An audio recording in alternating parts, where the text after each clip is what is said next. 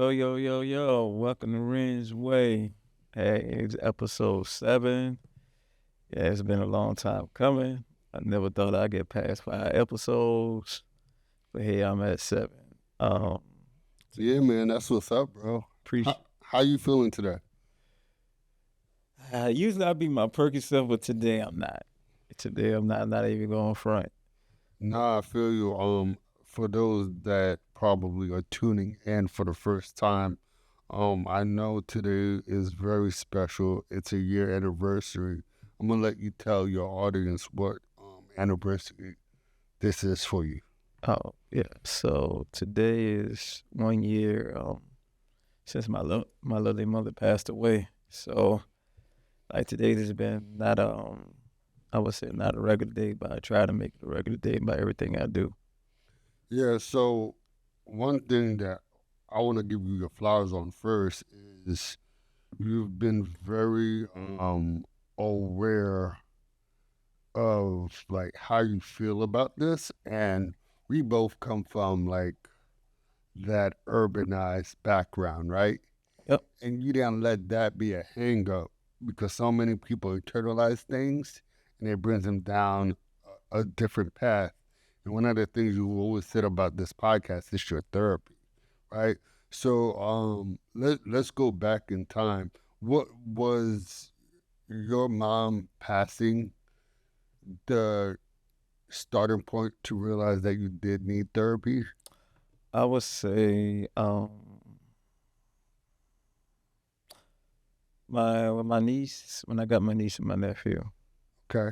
and talking to when they start being more vocal about how they miss my mother and how life has changed for them, and they had kind of like um I've been in therapy. They came and sit on the couch and tell me how they felt, cry and stuff like that, and then me being as the only man in my household because I have 2 older sisters, I feel like that I need to carry the burden on everything. So when I mentioned this about this podcast, actually I got some new followers or new people that just came me for the first time. My first episode that was for her. So this episode is kind of ironic that I'm recording on the day that I got that call. Well, I wouldn't say I got that call. I had because I had just talked to her maybe like 10, 20 minutes because I was leaving to go home to South Carolina this year around this time. So that's when I realized when I came, I did my first podcast and I opened up to the world. That's how this was becoming my therapy. So your second producer got a question for you. Mm-hmm. So I want you to tell the audience a bit about the emotions that you had to identify and then during this experience of losing your mother. I would say the emotions. My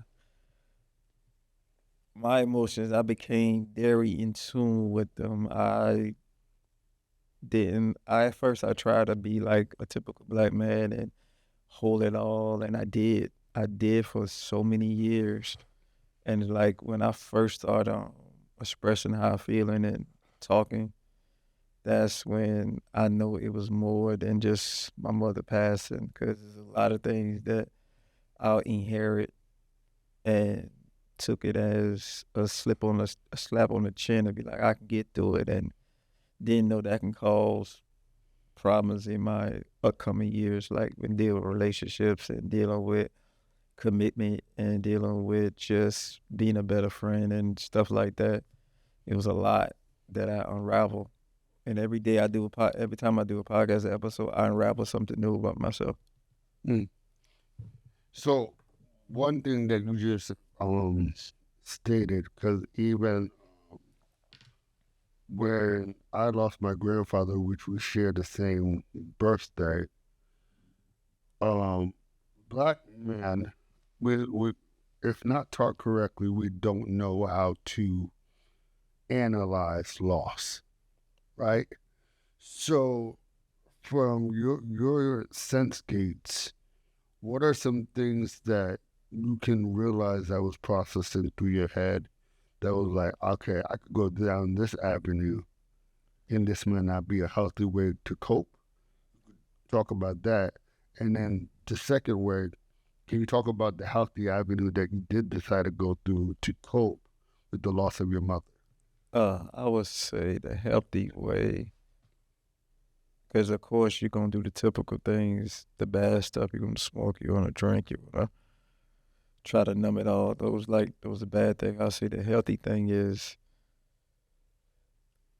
be close to someone or some people that you know that have your best interest into you. This could be family, this could be friends, this could be relationship. And you're gonna understand a lot of people gonna reach out. A lot of people not really gonna understand the loss that you went through. So like a lot of my friends still have their mother. So when I go through a day or maybe 2 days not responding to a text message or not phone conversation or a DM or anything like that, the ones that who really know me and the ones that who really got love for me understand, but they don't understand. The ones that still need me to be there, still need me to be there, using me for my vibes or whatever good things I bring to this world. Those are the ones that you will see that I can't really, you'll change. Like I can see myself changing. And I would say also those kids, man, those kids, my niece and nephew, those kids are like, are keeping me going.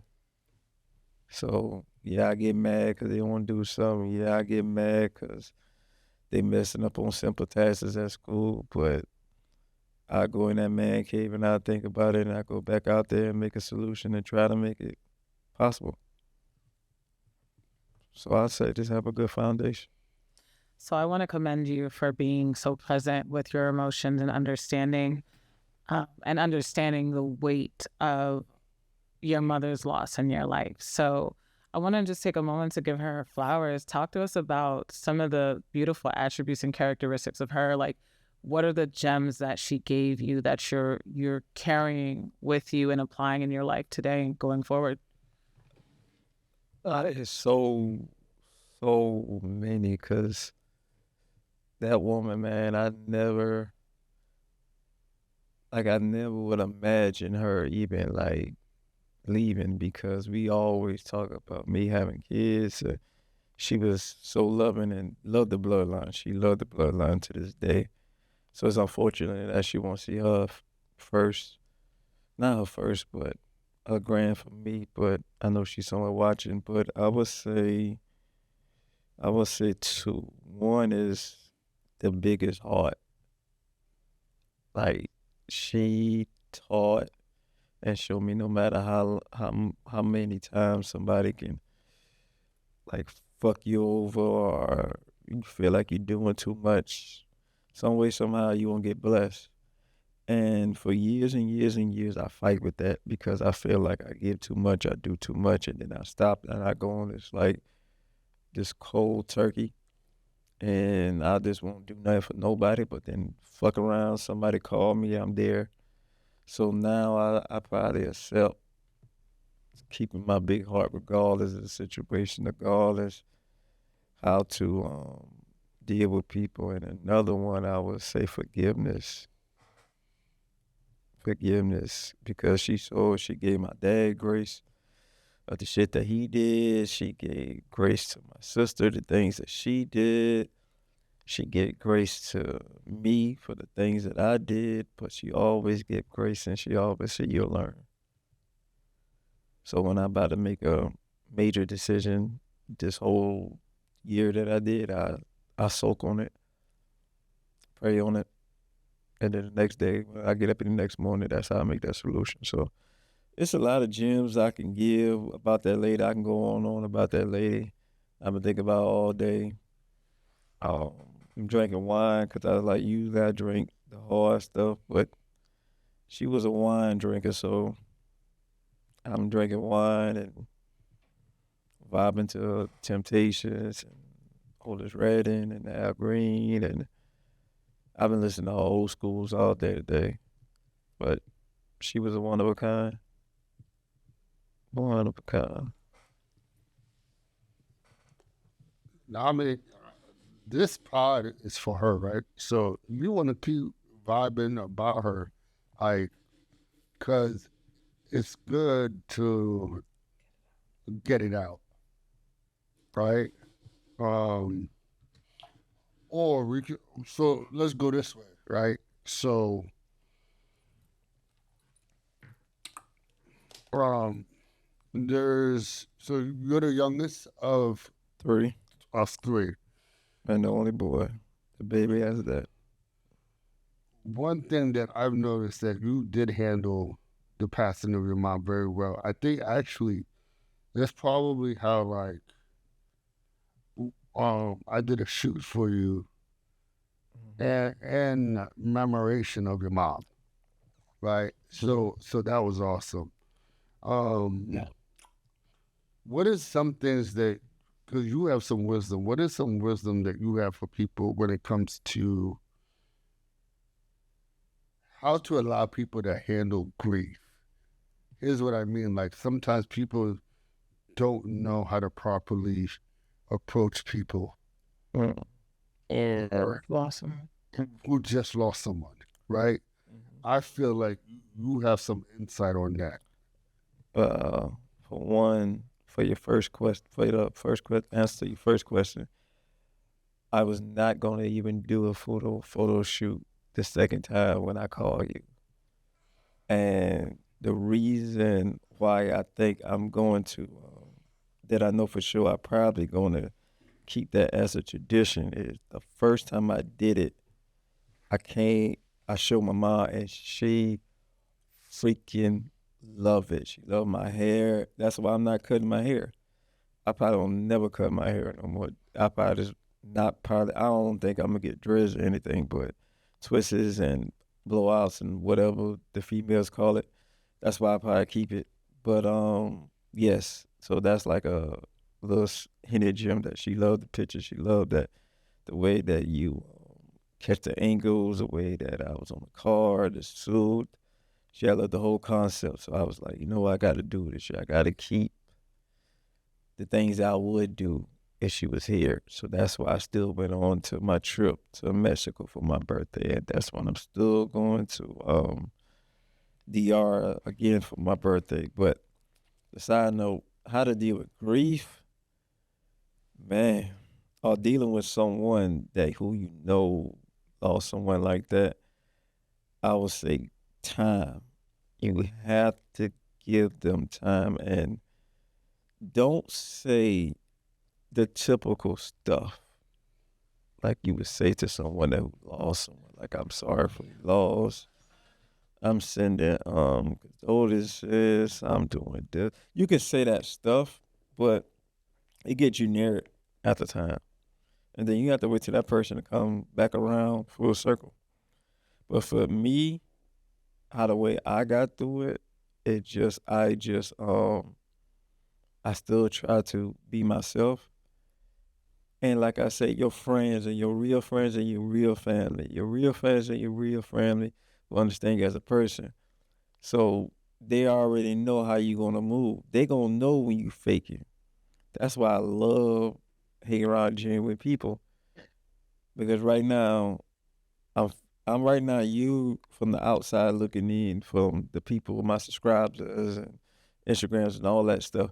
Right now, y'all probably say, you know what, Rizzo is fine. Right inside, like my family and all my real friends and family, like yo, he's going through it, and that's the best way I can. Not it's no way, it's no blueprint of to deal with somebody grieving. There's no right way, there's no wrong way. You just got to know that person.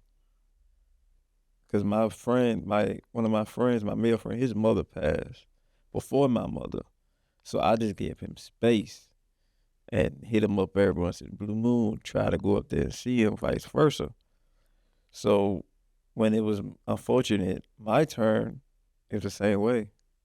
So your friends got to know you, your family got to know you. They don't know you, there's going to be Nah, it might be a down pathway. Like, I'm not saying like you probably go to drugs or anything, but you're gonna get addiction for something to cope with that missing. And I've seen that happen. You do more and more of other things. Get a hobby, do something that recognize them and put love in your heart that they would do. So that's what I would say.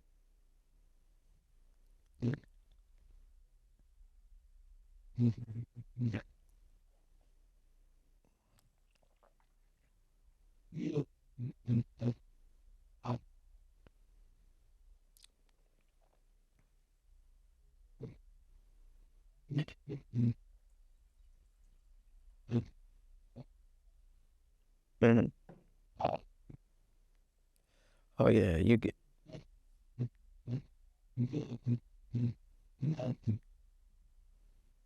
yeah. That I look at my call log all day. I look at text messages and stuff from the day of last year. People that used to reach out, they don't reach out no more. Life goes on, but I get that. But some people just say, "Hey, I did reach out to him when his mother passed, or I did reach out to him to whoever passed. I reach out." So that's how they feel that it's good enough for them. But like I said, your real family, your friends, your significant other, whoever the hell you got in your corner, those the ones that are gonna be there. To be honest with you, it's unfortunate, but it's life, man. I would say just losing somebody like that make you cherish every day, and it make you just wanna just do just appreciate all the times. Like I wish I would record every dance. Yeah, I wish I would record a lot of things, but it's like the memories in my head. So I can be like today, like I can go to a bar and drink and just chill. I can be there at the bar, but my mind is with her. Like all day, it was with her. Like I told him I wasn't gonna shed no tears or anything on this podcast today. But if you see one, just not gonna boo. It's gonna drop. But it's just it's just different. I need to commend myself too because I did a lot in a year that I never thought I would. Like when it comes to them kids and me manning up, being a head of a household, finding Amber and trying to hold this shit at my job down by myself, being like the only IT specialist and putting everybody's feelings and emotions on my back. And as a black man, I ain't gonna lie, that shit tough.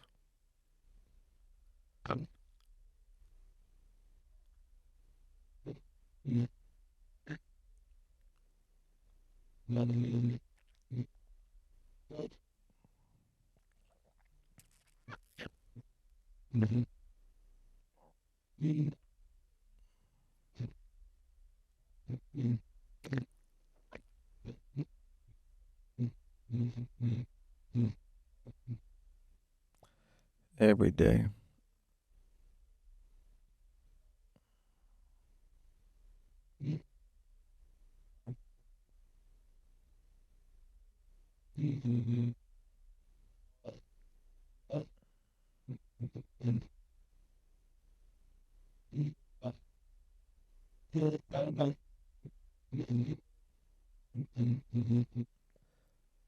I think I wouldn't say I think.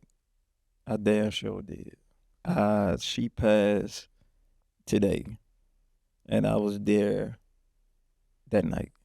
Well, yeah, actually that night. She passed like at 4, 5 something in the afternoon, and I was in South Carolina at 11. So it took me 4.5 hours, which it usually take me 6. But I had to get home, and then when I got home, that's when I realized like I what she would do. And I went in there and handled it, grabbed my niece and nephew, tell them I got them. And you got to understand, like, I had a house by myself, like, doing what the fuck I want to do. I got Teddy, my dog, but I was doing this single man shit for a minute. Worry about me. I take care of South Carolina with my mom, so them send money home and stuff like that. But taking care of a household and being a man of a household when you ain't even had the tools and the tools and any help with suggestions when it comes to being a black man because of my father. Like I ain't really had the tools in that aspect. That aspect, I mean. But some way somehow I figured out. I asked questions to the older heads, try to figure out with things like that, and it could be done. But it's so many of my fellow black guys, man. We don't have the support system. We don't have the outlet. That's why I tell anybody, like any one of my homeboys or anybody I'm close to or anybody that I love, they call me no matter what. I answered that phone because a couple of years ago I stopped one of my homeboys for committing suicide. I didn't even know. I was on the phone for him 2 hours, just laughing and joking about the good old times. I wake up the next morning for work, look at a text message, it's a long text message. And he's like, thank you for the talk because I had a gun to my head the whole time. And I was on FaceTime with this brother. And I didn't even see the shit. Why I see it. I didn't see it. I didn't pay attention to it because we was playing the game. Playing the game, talking shit, taking shots because we was doing it. And like that, and that was something what my mama would do. My mama would have stayed on the phone, try to make you see in a better light or something like that. That's what she would do. So these are the things that I'm taking out here in the world, and I'm telling that be all my black men, you black sisters. I don't know how to speak. You got to find therapy somewhere. You got to. You got to. I don't know if you want to talk to a therapist. I don't know if you want to talk to your homeboy, your homegirl, or you. I can just express this so much. You got to talk it out. Cause the more you keep it inside, a lot of things can happen wrong. Build you fuck your health up, stress, stroke, high blood pressure. There's a lot of shit that can happen to you. Not saying that keeping shit inside is gonna make you have all these illness, but it damn sure can start something that you never had.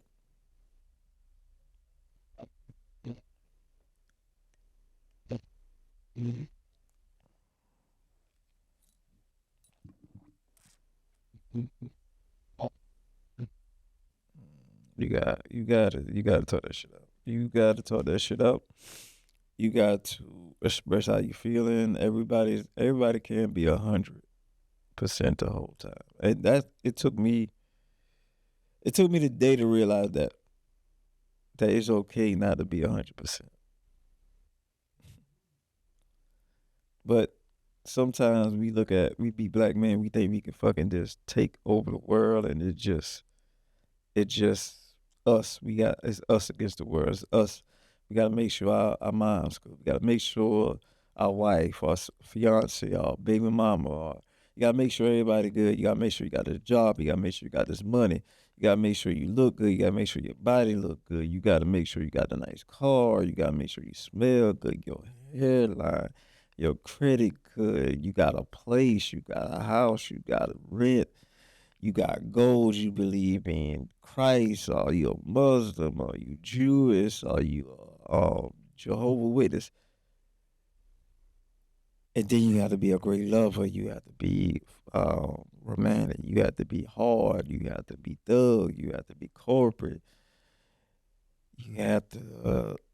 I just named about 50 goddamn things that an ordinary woman outside this world would want you to have. And as a man, you feel like if you got 49 out of 50, you still not good.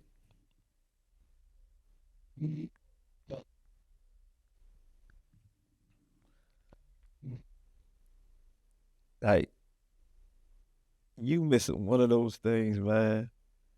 A woman would say you ain't shit. That's crazy.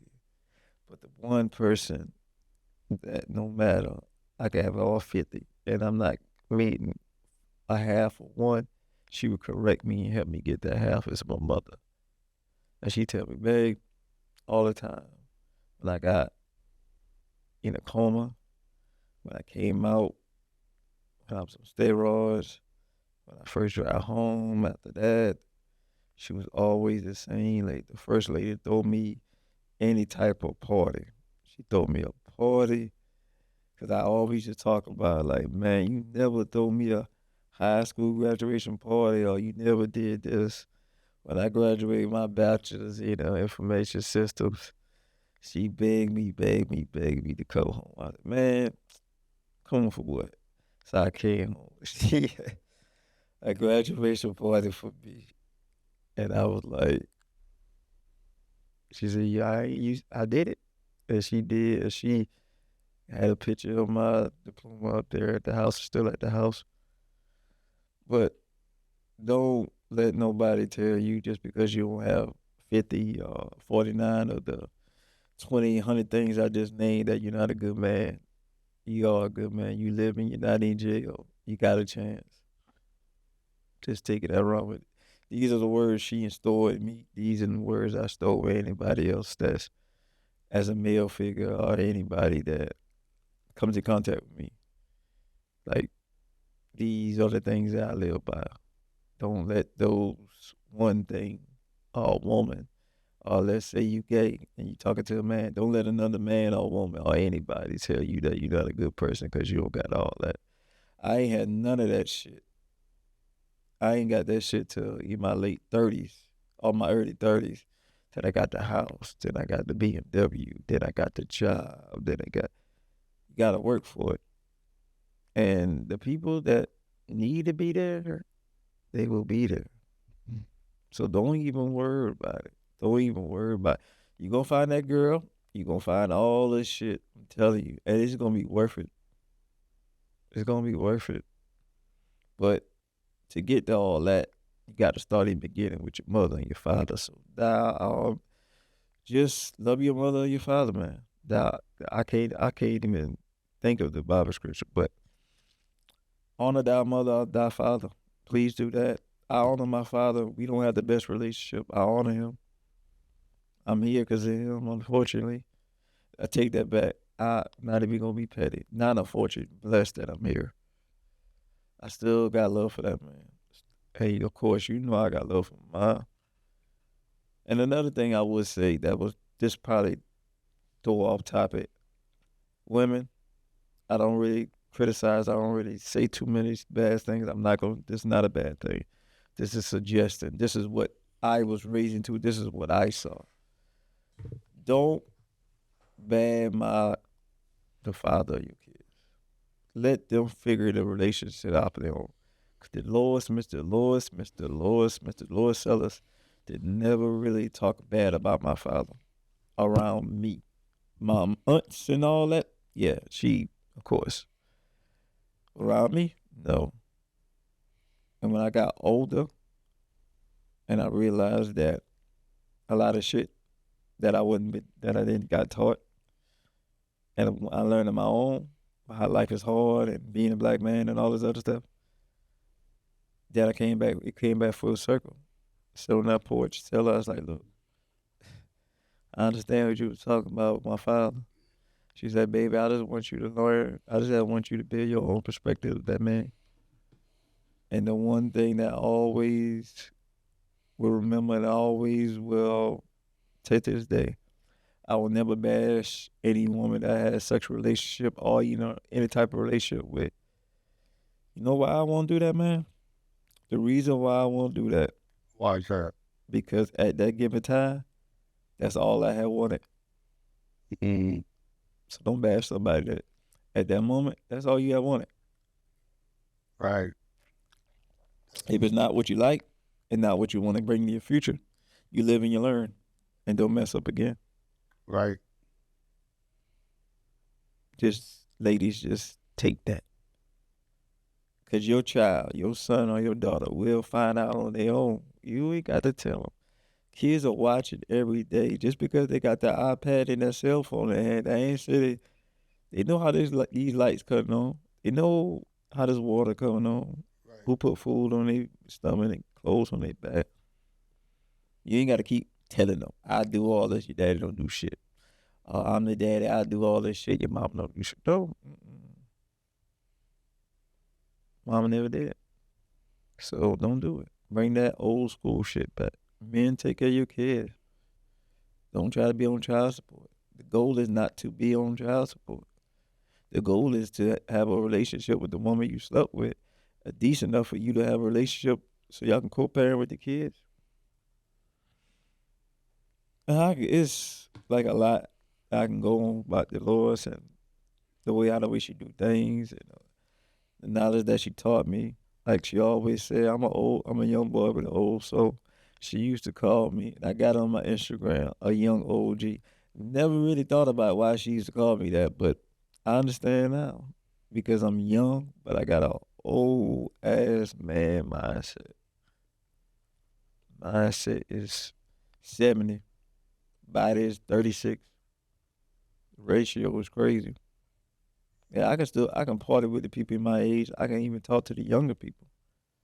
Then I can go up and put them on some knowledge that or stop them from making a mistake that they should make. Like that's the whole thing about being hanging with old people. They tell you stuff that they made a mistake in and telling you not to do the stuff that they do. So they telling you not to do the stuff that you do. Why would you make the same mistake and get a fucked up, even worse result? Never mistake. I was put on credit a long time ago. I was put on in your house a long time ago by the old heads and telling you how much you need to put. Unfortunately, not unfortunately, but greatness of the VA, I ain't had to go through all that shit, but it is what it is. But I don't want to side on to that. It just today's the 1 year, man. So, in closing, if you can leave your mom one more voice memo on her phone, what would that be?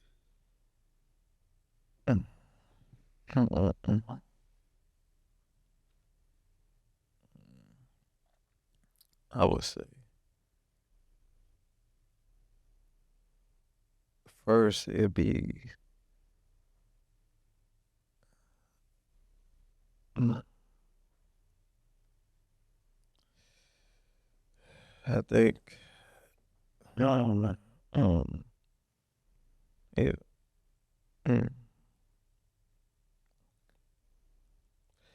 I would say I miss you. Um, things has been going crazy since you left. The family is. I'm holding it down. I'm I'm holding it down. I got everybody. I talked to everybody that was dear to you, and I try to talk to them daily. I'm holding everybody together. In your words, you told me I'll be fine. So you don't even gotta say nothing on the end of this phone. I'm just gonna tell you